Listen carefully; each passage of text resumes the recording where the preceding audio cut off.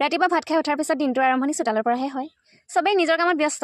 দেউতাই এইফালে লাইগুটি ছিঙি আছে আৰু মায়ে ৰ'দত মেলি দিছে। আৰু মই দাদাৰ বাবে খেৰ কাটি আছোঁ। কাঠফুলাৰ খেতি কৰে হেনো। জেমেলাখন মোৰ ওপৰতহে পৰিছে। কাষতে বহি কথা পাতি আছে আমাৰ ওচৰৰে বৌ এজনী। আৰু আনফালে এজনীৰ বোলে সৰু ল'ৰাৰ নিচিনা নুনি খাবলৈ মন গৈছে। তাকে জঁপিয়াই জঁপিয়াই ছিঙি আছে, দেখিছে নহয়?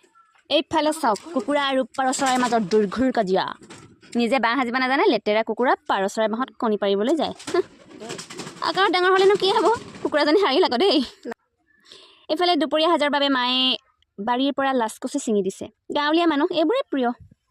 আনফালে মই চাফাই অভিযান চলাই আছোঁ। পুৰণা ফটা চিটা কাপোৰবোৰ টোপোলা বান্ধি থোৱা আছিল মায়ে বন্ধা তাহানিতে। তাকে মই উলিয়াই অকণমান জ্বলাই দিছোঁ আৰু কমাই দিছোঁ। জেগাবোৰ অলপ বন্দী হৈ আছে যে নহ'লে। গধূলি আকৌ আমাৰ মেলখন বহে জুইশালতহে। এফালে মায়ে ভাত চেৰা দিছে আৰু আনফালে দেউতাই কোৰ এখন হালি আছে। ভাত পানী খাই উঠি শাহু বোৱাৰী দুইজনী লাগি গৈছে নহয়। কাজিয়া বুলি ভাবিছে নি ৰাইজ? নহয়, সাজ বনাবলৈ লাগি গৈছে। এইবাৰ বিহুত সাজ খাবলৈ আলহী অহাৰহে কথা আৰু দেই ৰাইজ। মন গ'লে আহিব পাৰে।